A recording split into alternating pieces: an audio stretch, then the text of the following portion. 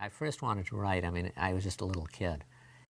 And I think was influenced to some extent by my grandfather, who was an English teacher and who wrote books himself.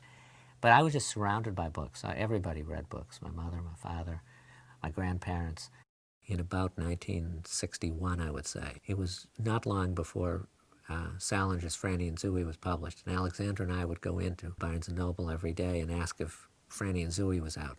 And this guy, Larry Stark, who was a clerk there, and Larry Stark started calling Alexandra and me Franny and Zooey.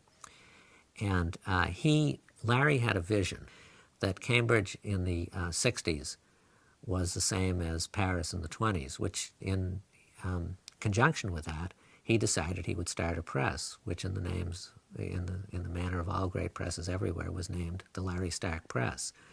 And he had read a bunch of my stories, and he determined that a collection of my stories would be the first to be published by the Larry Stark Press, which was a mimeographed, stapled edition, as it turned out. This was a tremendous thrill.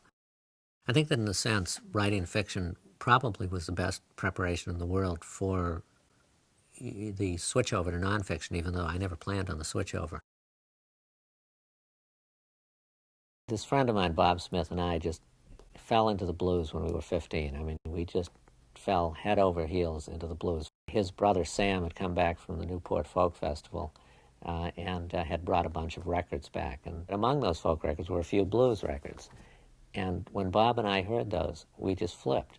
And we just became total fanatics. And there's no explaining it. I had never heard anything like it before.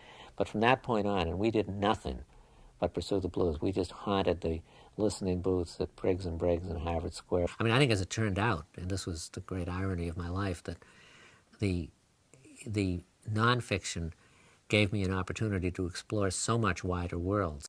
I wrote about Buddy Guy, Robert Pete Williams, Skip James in Crawdaddy, which was completely out of place, but thrilling for me. And around the same time, the Boston Phoenix started up and The Voice was gaining speed. But I started writing for the Phoenix almost from the time it started.